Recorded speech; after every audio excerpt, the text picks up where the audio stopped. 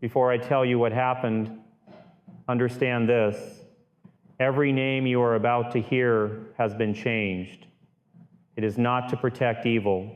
It is to protect the living, the innocent, and the families who still carry the weight of what took place. The true names are sealed where they belong.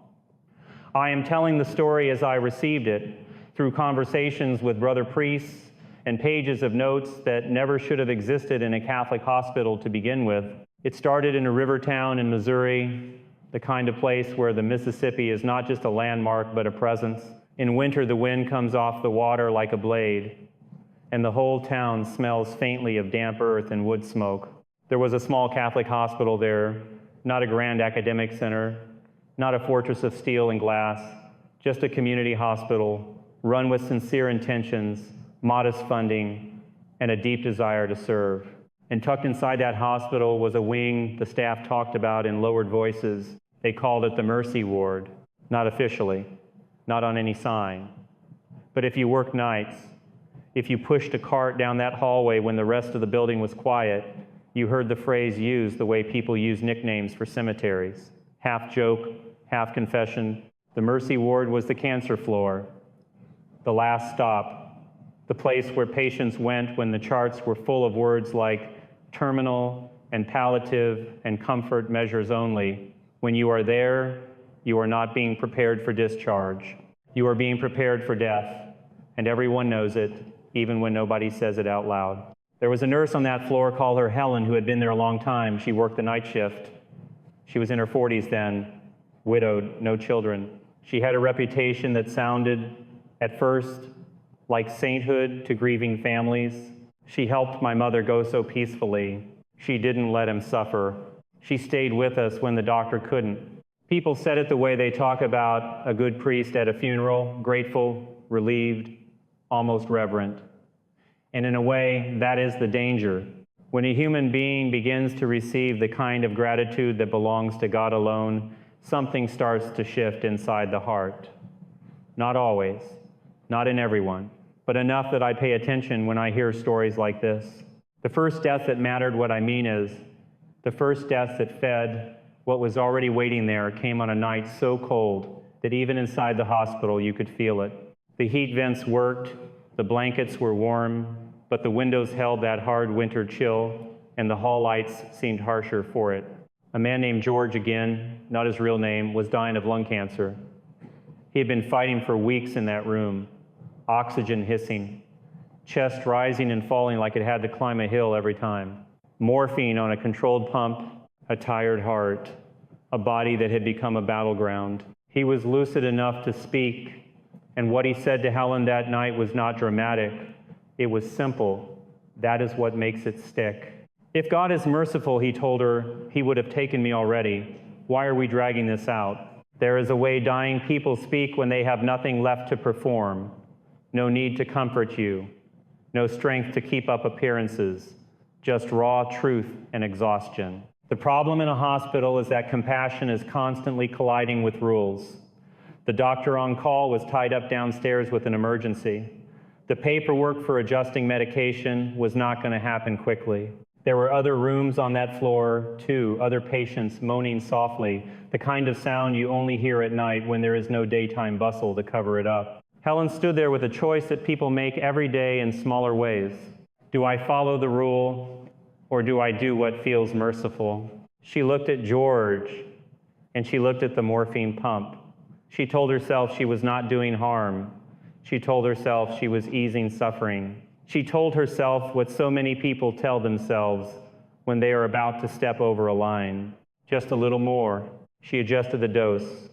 Not dramatically, not like someone trying to make a scene. Just enough. Enough that it would not be recorded properly.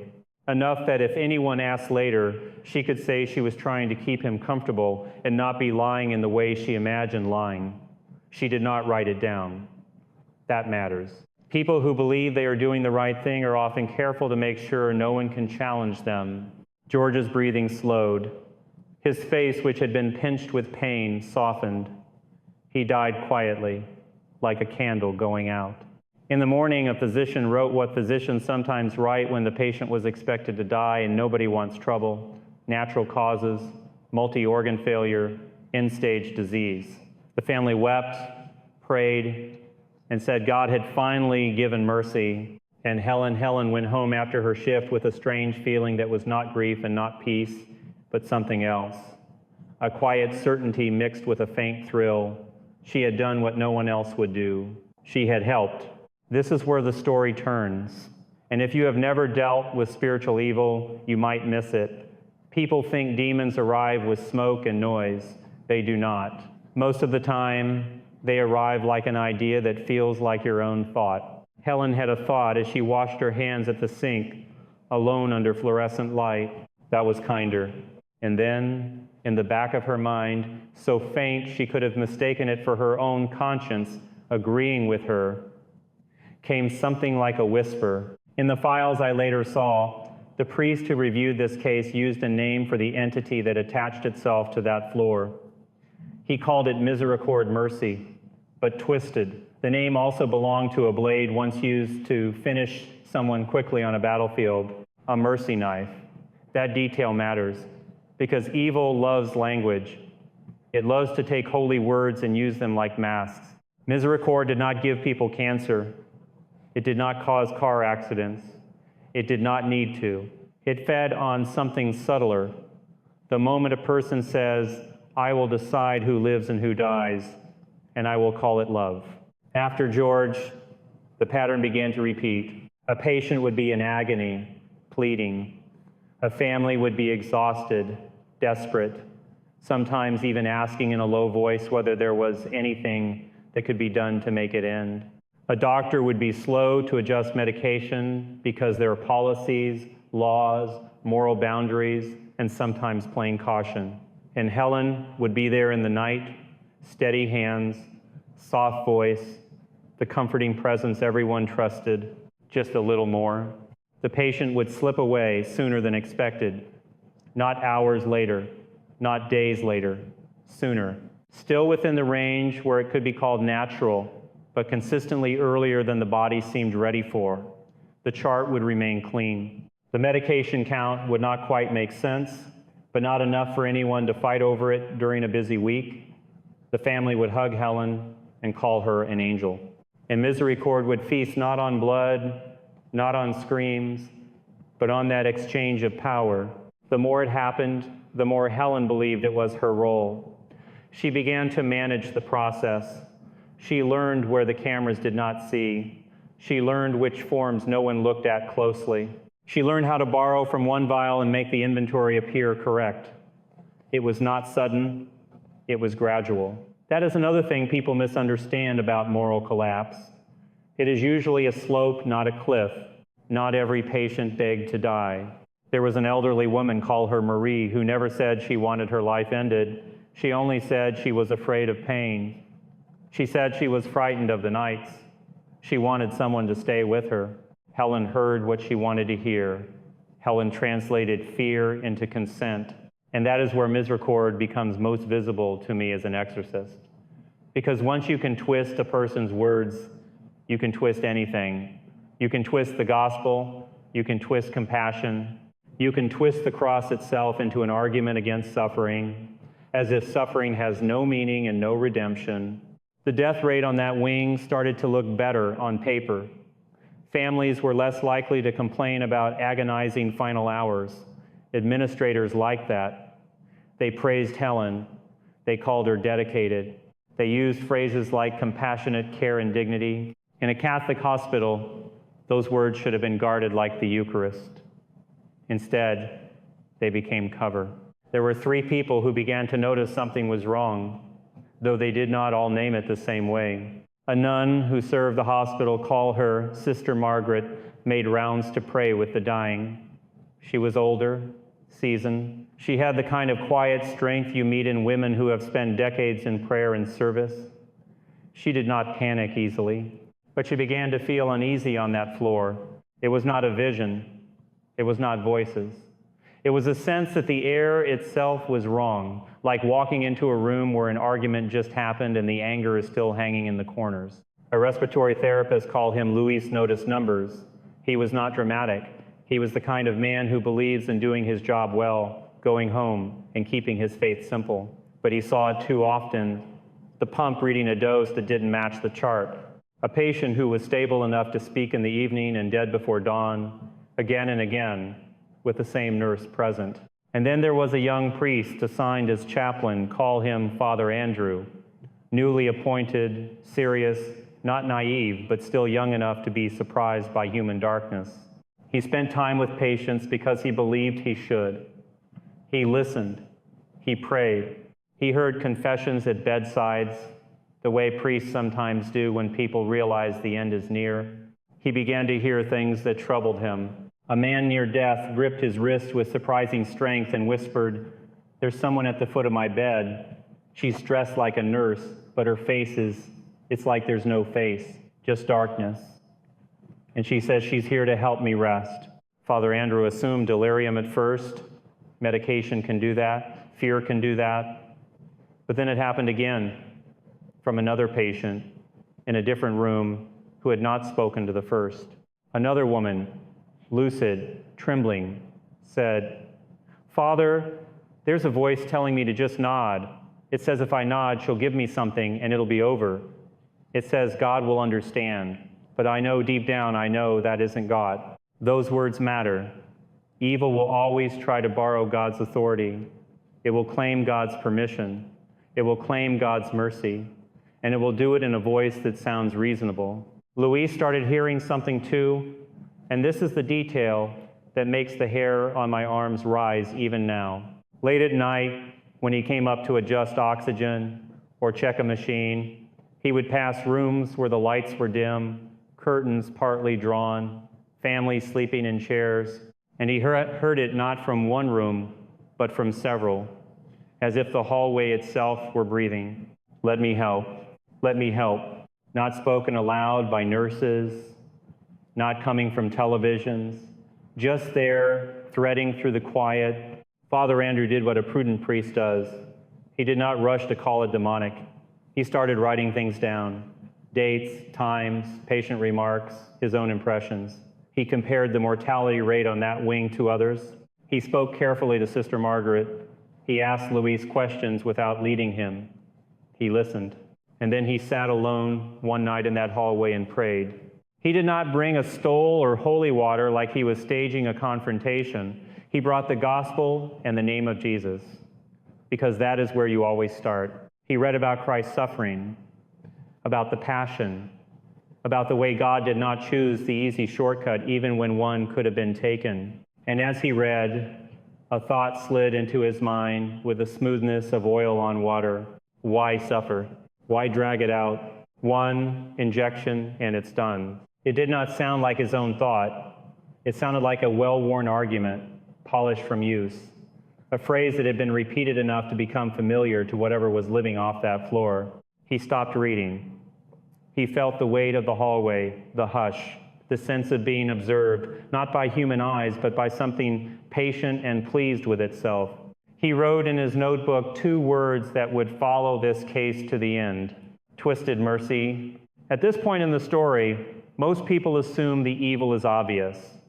They think the hospital would have stopped it. They think someone would have intervened quickly. But institutions move slowly, and sin moves fast, especially when sin is dressed up as compassion. The breaking point was a young woman transferred to that wing, a patient who did not fit the pattern of quiet acceptance. She was not elderly. She was not ready to let go. She had a child at home. She asked for time. She asked for presence. She asked not to be abandoned when the pain rose in the night. That kind of request should have been met with love.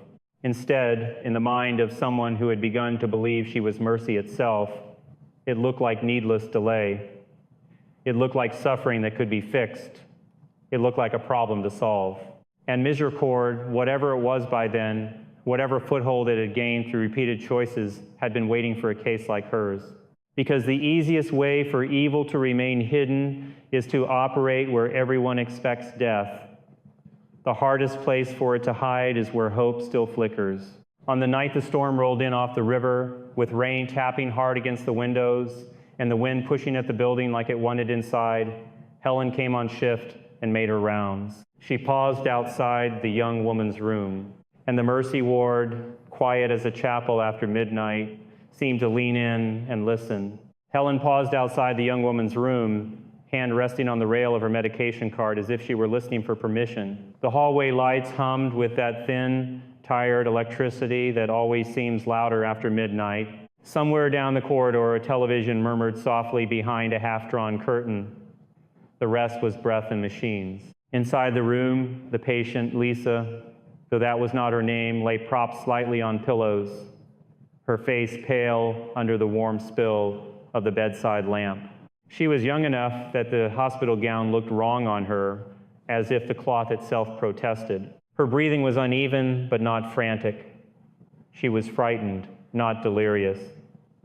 The fear sat in her eyes, wide and clear. When Helen stepped in, Lisa's gaze locked on her with the instinct of someone who has learned how quickly the world can change in the dark. "You're the night nurse," Lisa said. Her voice was rough, but steady. Helen gave the kind of smile that families remembered. Gentle, professional, practiced. She checked the tubing, the pump, the IV line with the efficiency of habit. She asked the usual questions: pain level, nausea, dizziness, like a litany meant to keep everything orderly. But the answers were not what she expected, and that bothered her.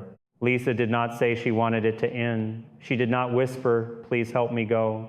She did not bargain with God the way the dying sometimes do. She said something simpler, something that should have been answered with a chair pulled up close and a promise kept. "Just don't leave me alone," she said. "When it hits hard. I can handle it if somebody's here." There are moments in life when a single sentence exposes what a person truly believes. To someone with a healthy conscience, Lisa's words were a request for presence, for love. To someone who had begun to worship efficiency and control, they sounded like delay, like needless drama, like suffering that could be solved if only the weak would stop resisting. Helen nodded like she understood. She adjusted the blanket. She smoothed the sheet. She spoke softly. But as she stood by the pump, her eyes went to the numbers the way an addict's eyes go to a bottle. In a Catholic hospital, the word mercy is supposed to mean accompaniment, staying with a person, bearing the burden with them, not taking the burden away by taking the person away. That night, mercy meant something else on that floor.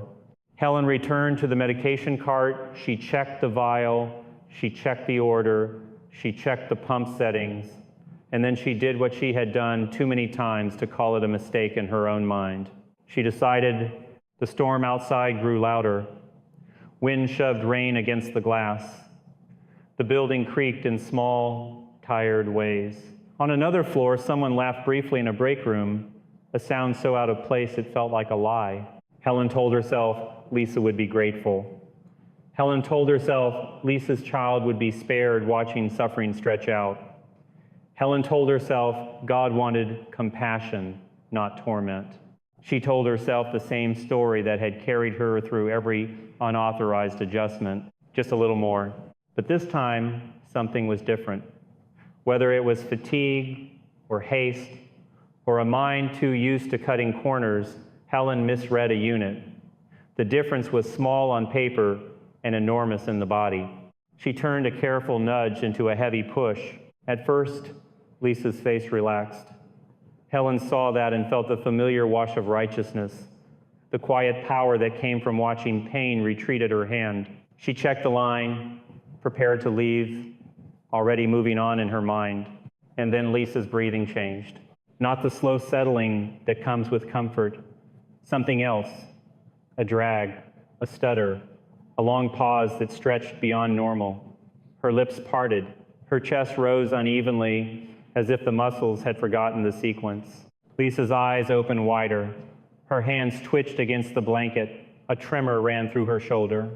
Then another, a small jerk that looked like a shiver until it became something more. The monitor began to complain. Not the soft warning tone of an adjustment needed. The sharp, insistent sound that forces the body to react before the mind catches up. The green line on the screen lost its calm pattern and jumped, jagged and frightened. Helen froze for a beat too long. In the second it took her to move, to reach for the call button, to speak into the corridor, Lisa's breath turned shallow, then uneven, then scarce. There was a moment, witnesses would describe it later, when Lisa's eyes found Helen's again, and the look was not pleading anymore. It was recognition, not recognition of a nurse trying her best, recognition of danger. Luis was called to the floor because respiratory always gets called when breathing fails. He came in quickly, his shoes squeaking on wax tile, the smell of rain clinging to his jacket. He took one glance at Lisa's chest and knew it was bad. He checked the oxygen delivery, the airway, the lines.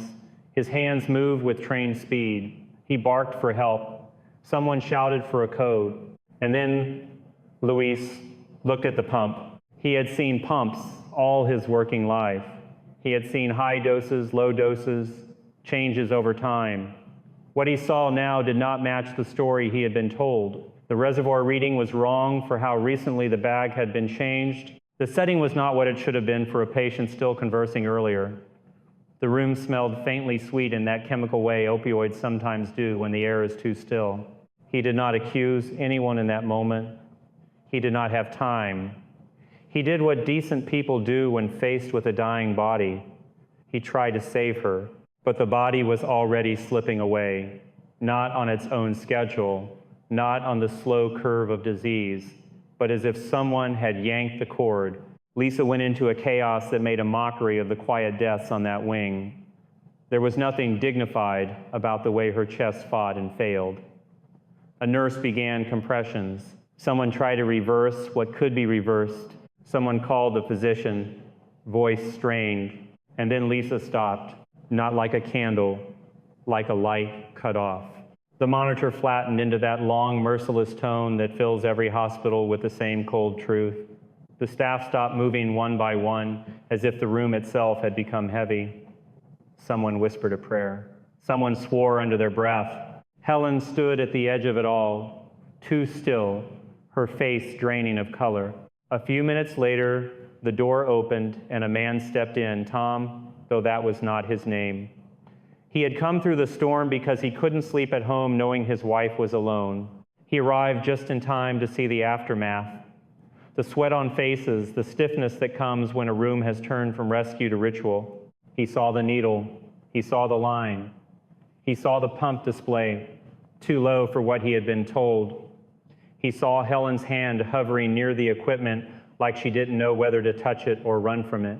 He did what husbands do when love turns into helpless rage. He shouted. He demanded answers. He accused the hospital of killing his wife. And that is when the mercy ward stopped being a quiet secret and started becoming a problem an institution could not bury. The hospital's first response was what you would expect from any place terrified of scandal. There were meetings. There were closed doors. There were phrases that sounded compassionate but functioned like shields.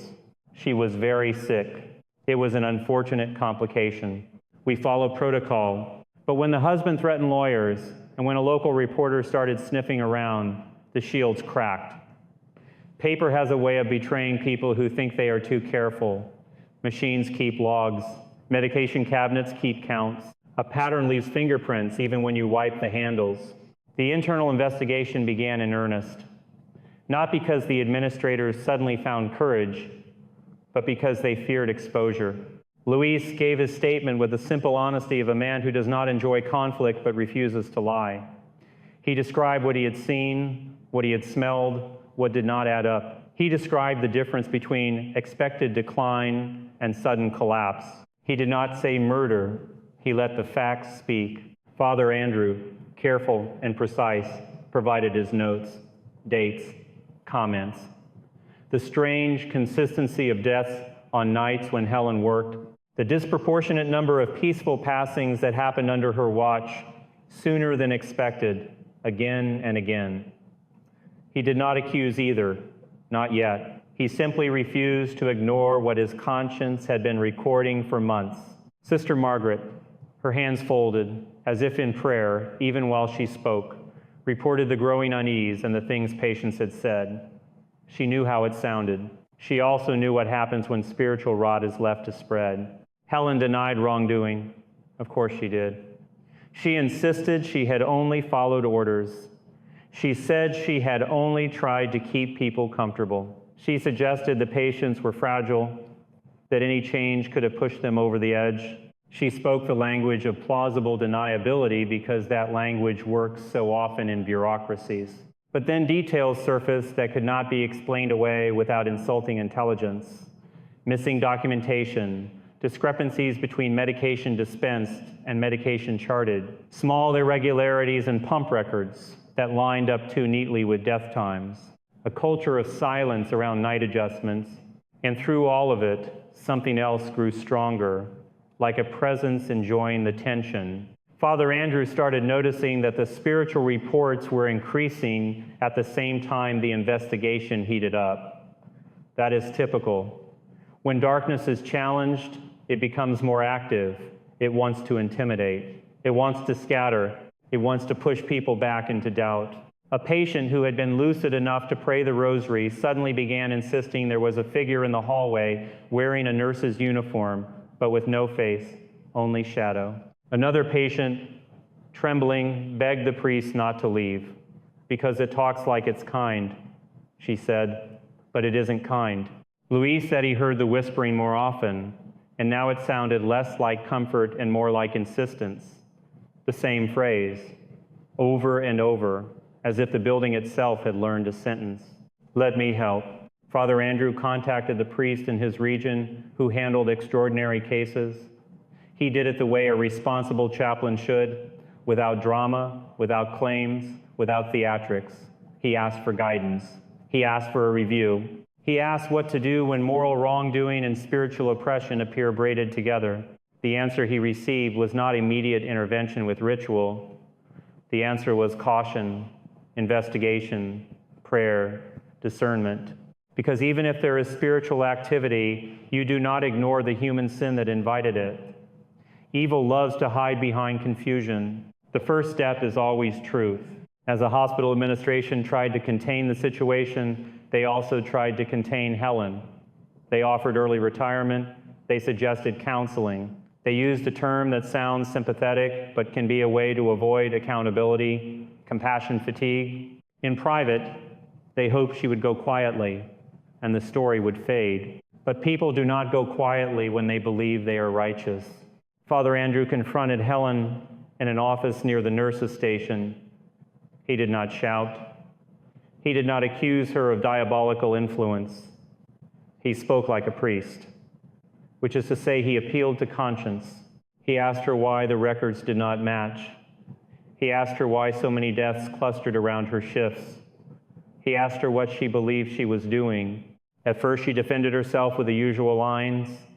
Then she snapped, because guilt that is denied hard enough becomes anger. Don't you stand there judging me, she said. I gave them what God was too stingy to give, a decent death. The room's overhead light flickered once, then steadied. A monitor in the hallway chirped wildly for a moment as if startled, then fell quiet again. It could have been a power fluctuation. It could have been coincidence. But Father Andrew felt something in his bones that he could not chart on paper. For a heartbeat, the words did not sound like a tired nurse speaking from stress. They sounded like someone else speaking through her mouth, tasting the blasphemy, enjoying it. That night, Father Andrew went to the chapel and knelt until his legs ached. He did not ask for spectacle. He asked for protection. He asked for clarity. He asked for the grace to love people enough to tell the truth, even when the truth would ruin reputations. And while he prayed, a thought tried to enter his mind again, slick and persuasive, as if it had a right to be there. They'll thank you if you make it quick. He recognized the voice by its logic, not its volume. He rejected it. He prayed more fiercely, not louder, but with the kind of steady refusal that makes evil starve. The next event, the one that forced the hospital to stop pretending this was merely a paperwork issue, happened during another night shift when Helen approached a patient who was not ready to die. His name in the notes was Samuel, but that was not his name either.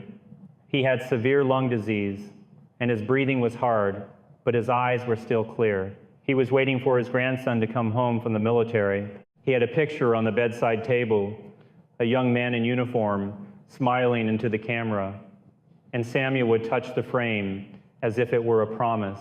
Helen came in with the morphine, and the routine began again, the blanket, the soothing tone, the checking of lines. She moved toward the pump like a person moving toward a decision she believed was hers to make. Samuel watched her with a stillness that stopped her in her tracks.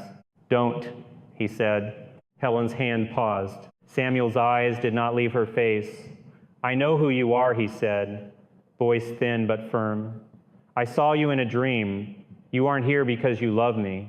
There are times when God allows a person on the edge of death to see with unusual clarity. I cannot explain why it happens in some and not others. I only know that it happens.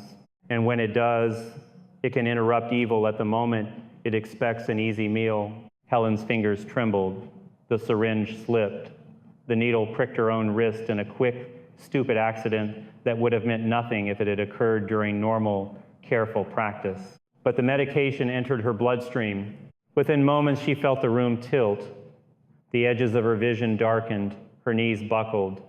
She reached out for the cart and missed. She fell hard, striking her head on the corner as the world went away from her. For the first time in years, the Mercy Ward sent someone out on a gurney who was not a patient. And if you want to understand the spiritual weight of that, consider what it did to the narrative everyone had been clinging to. The angel of mercy was suddenly helpless, unconscious, bleeding, needing the very care she had been controlling in others. The hospital could not call it a misunderstanding anymore. The diocese could not treat it as rumor. The line between human wrongdoing and something darker had become too obvious to ignore. That was the moment the call went out for someone trained to look directly at both realities at once, sin and the opportunistic presence that can attach itself to sin like a parasite. And that is where the second half of this case begins. Because what happened after Helen was carried away was not just an investigation, it was a reckoning with medicine, with mercy, with the temptation to play God, and with the kind of evil that does not roar but whispers, again and again, in a voice that sounds like kindness, "Let me help." The hospital filed its incident report the way institutions do, tight language, neutral tone, words chosen to reduce liability.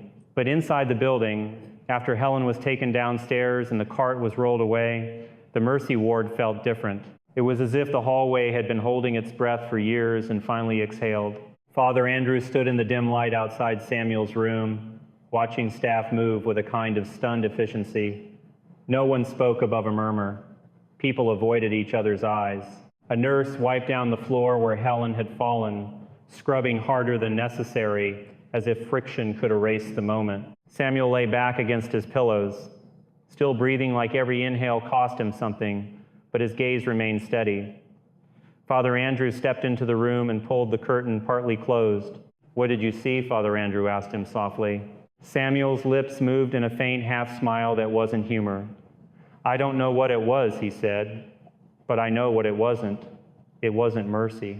That sentence, spoken by a man fighting for air, landed like a stone in Father Andrew's stomach. He had spent months collecting fragments, odd deaths, strange words, a logic that kept returning in prayer like an unwelcome visitor. Now the fragments were arranging themselves into a shape he could not ignore. Downstairs, administrators were already meeting behind closed doors. Their first instinct remained the same: contain, minimize, protect the institution.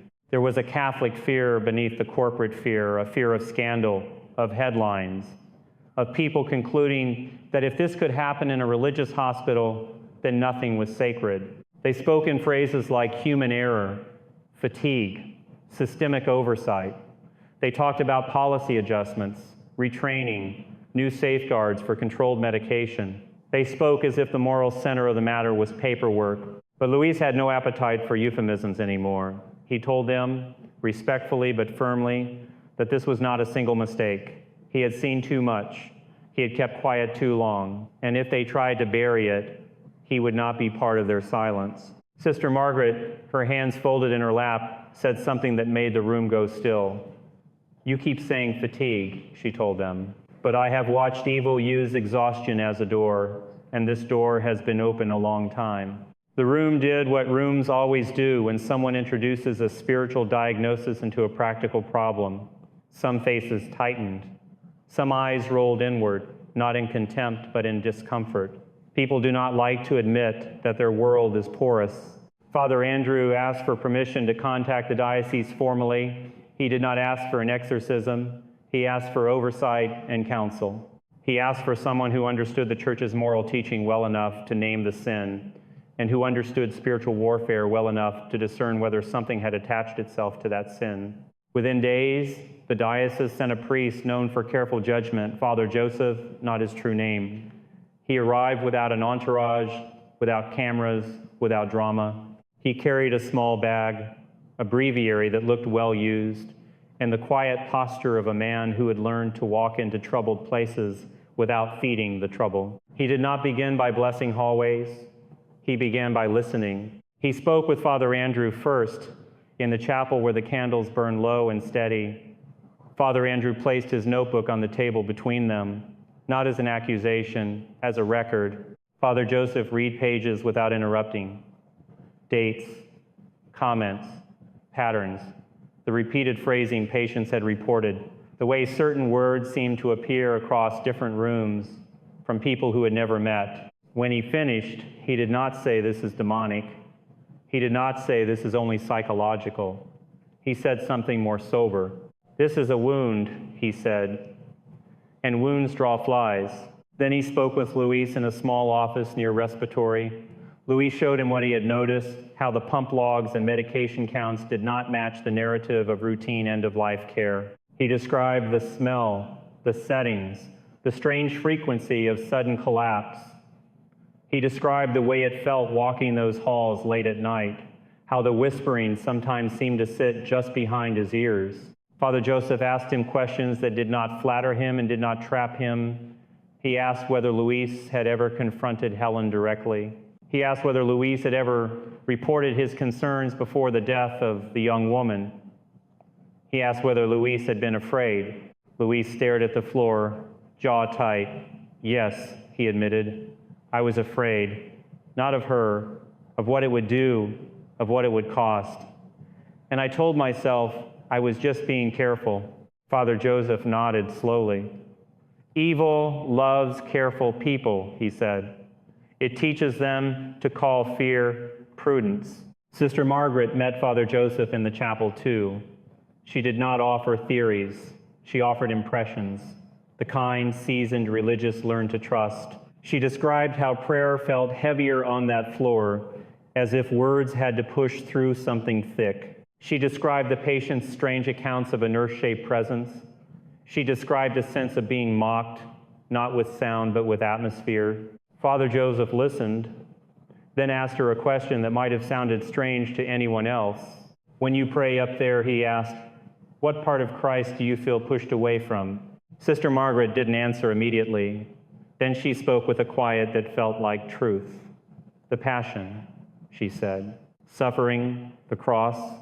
It's like the ward hates the idea that suffering can be offered. Father Joseph's eyes narrowed slightly, not in suspicion, but in recognition. He finally requested access to the floor itself. By that time, the hospital had already begun shifting patients elsewhere. They called it a renovation, a temporary closure for safety upgrades. It sounded reasonable. It also served another purpose. It gave the ward fewer witnesses. In a place like that, the difference between privacy and secrecy can be thin. Father Joseph walked the Mercy ward with Father Andrew beside him. The rooms were quieter now, some beds stripped, monitors dark. The hallway smelled of disinfectant and something older beneath it, stale air that had held too many final breaths. They stopped at the room where George had died years earlier, the first quiet mercy. Father Joseph stood in the doorway and said nothing for a long moment. Then he stepped inside. If you have never seen a priest trained in this work, you might expect theatrical gestures. You won't get them. A good priest is not a performer. He is a man listening for what does not belong. Father Joseph opened his breviary and began to pray under his breath. not a formula of confrontation, a prayer of orientation. He invoked Christ. He invoked the Blessed Mother. He asked that any deception be exposed. Father Andrew watched him closely. He was waiting for something obvious, a chill, a noise, a shadow in the corner. Nothing happened, and that, paradoxically, unsettled Father Andrew more than a spectacle would have, because it suggested not absence, but confidence, the kind of presence that doesn't need to show itself because it assumes it owns the place. Then Father Joseph stopped, head tilted slightly. He looked toward the foot of the bed, toward the space where many dying people had stared when they claimed they were seeing someone. "What do you call yourself?" Father Joseph asked, calmly, as if addressing a person in the room. Father Andrew's throat tightened. The hallway seemed to go even quieter, as if sound had been absorbed by the walls. Father Joseph did not repeat the question, did not raise his voice. He simply waited, prayerful, steady. Father Andrew later said that what he felt in that moment was not a voice in his ears, but a pressure in his mind, the same slick logic that had tried to enter his prayer before, a sentence offered like counsel. Why suffer? You can end it. You can be kind. Father Andrew swallowed hard and whispered, "That's it. That's the argument." Father Joseph nodded once. "Yes," he said, "it has a favorite sermon." Only then did Father Joseph speak a name. Not a name pulled from imagination, but a name chosen like a label on evidence. "Misericord," he said quietly. Father Andrew felt the air shift, not colder, not warmer, but tense, the way a room feels when someone finally says what everyone has been avoiding. Father Joseph did not declare victory. He did not say a demon was here like a creature in a cage. He spoke like a man naming a pattern, twisted mercy, the false charity that rushes to end life instead of accompanying it, the temptation to make oneself judge and redeemer. Then he turned and left the room, as if refusing to grant the ward more attention than it deserved. Back in the chapel, Father Joseph met with the hospital leadership. He spoke with a firmness that did not insult them and did not excuse them. "You are dealing with moral evil first," he said. "If you want this place cleansed, you cannot begin with water and prayers. You begin with truth." He instructed them to cooperate fully with legal authorities, to stop hiding behind Catholic identity as a shield, to offer the sacraments to staff who needed confession, not counseling as a public relations strategy, but repentance. He asked that the ward remain closed, not as a punishment, but as a wound kept clean while it healed. And then he proposed something that disturbed everyone in the room more than any talk of demons. He asked for a public act of contrition among the staff who had served on that floor, not a press release, not a private apology, an act of communal repentance, a moment when people would name how they had rationalized, how they had looked away, how they had been grateful for quiet outcomes without asking what it cost. Because what fed misericord, as Father Joseph described it, was not merely the nurse's hand. It was everyone's agreement to call the hand mercy. When the time came for the cleansing prayer on the ward, Father Joseph insisted it would not be a spectacle. No outsiders, no curious staff, only a small group. Father Andrew would come because he had served there and had carried the burden in silence. Sister Margaret would come because she had prayed in those rooms and felt the heaviness. Luis would come because he had seen the evidence and because he needed freedom from the guilt of delay. And Father Joseph requested someone else, someone the administrators did not want involved. He requested the husband. They argued. It was too risky, too emotional, too litigious. Father Joseph looked at them without blinking. "The people harmed by sin are not inconveniences," he said. "They are witnesses." Tom agreed to come not because he wanted to watch priests perform a ritual, but because he wanted to stand in the place where his wife had died and say the truth out loud. He wanted the hospital to hear the name of what they had done. He wanted, in his own way, justice. The night they went up, the ward was empty and dark, except for a few maintenance lights. The rain had stopped, but the river wind still pressed against the windows. Their footsteps sounded too loud. Even Luis, who had walked those halls 1,000 times, moved as if the air resisted him. Father Joseph carried holy water, not like a weapon, but like a reminder. This place belongs to God, not to despair, not to false compassion, not to whatever had grown fat on rationalization. They stopped first in the room where the young woman had died. Tom stood in the doorway, hands shaking. His breathing hitched once, and he pressed his knuckles against his mouth as if to keep himself from making a sound. Father Joseph began with prayer, steady and low. He read scripture that spoke of Christ as Lord of life, of mercy that does not destroy, of suffering that is not meaningless when united to God. Then he did something that surprised Father Andrew. He asked them to speak, not to the darkness, to the truth. Father Andrew admitted aloud that he had waited too long to raise alarms, telling himself he needed more certainty. He named it as fear, disguised as caution. Sister Margaret admitted she had felt something wrong and still tried to handle it privately through prayer alone, hoping the unease would pass. Luis admitted what he had avoided for years, that he had seen numbers not add up and had chosen peace over confrontation, telling himself it wasn't his place. Tom, voice raw, said he hated Helen for what she did, and then, after a long pause, he confessed something that made everyone in that room still. He confessed that before his wife died, he had once whispered in exhaustion, "God, please, let it be over."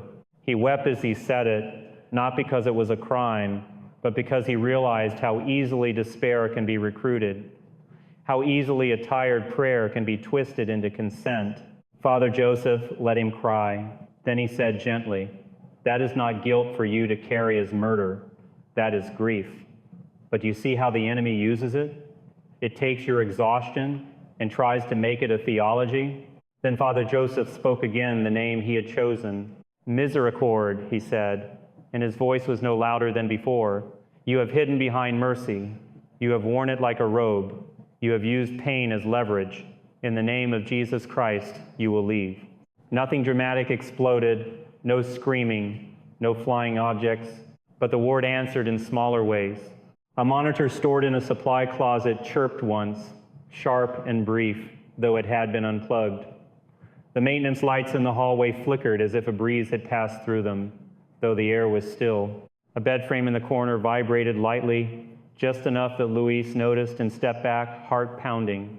Tom's head snapped up as if he had heard something behind the wall. He didn't speak. His eyes were wet and wide, not with superstition, but with the animal certainty that a place can be inhabited by more than memory. Father Joseph did not react to the phenomena. He did not chase them. He continued praying as if they were distractions, because often they are. Evil wants attention. It wants fear. It wants people to narrate its power. He refused to narrate. He sprinkled holy water along the doorway, on the bed rail, on the wall, where hands had steadied themselves in final breaths. He anointed the threshold with oil, not as a charm, but as a sign, this place is reclaimed. Room by room they went, praying, naming, renouncing. In one room, Father Andrew felt a sudden wave of nausea, strong enough that he had to grip the wall. A thought tried to surface, slick and familiar. "This is pointless. No one cares.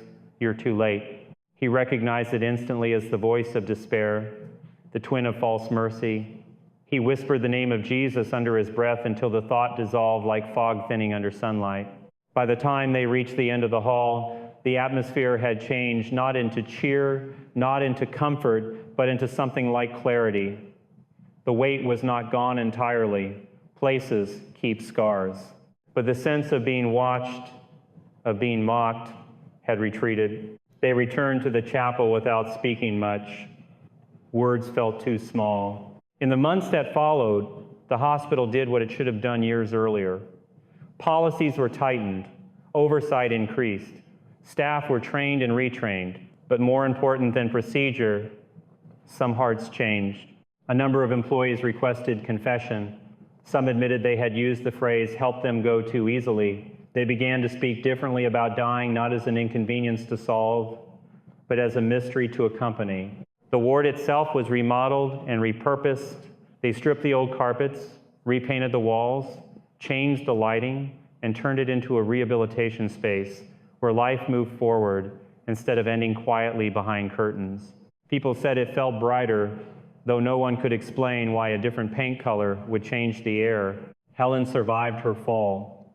When she woke, she faced consequences that no prayer could erase. Legal inquiry, professional ruin, the collapse of the identity she had built,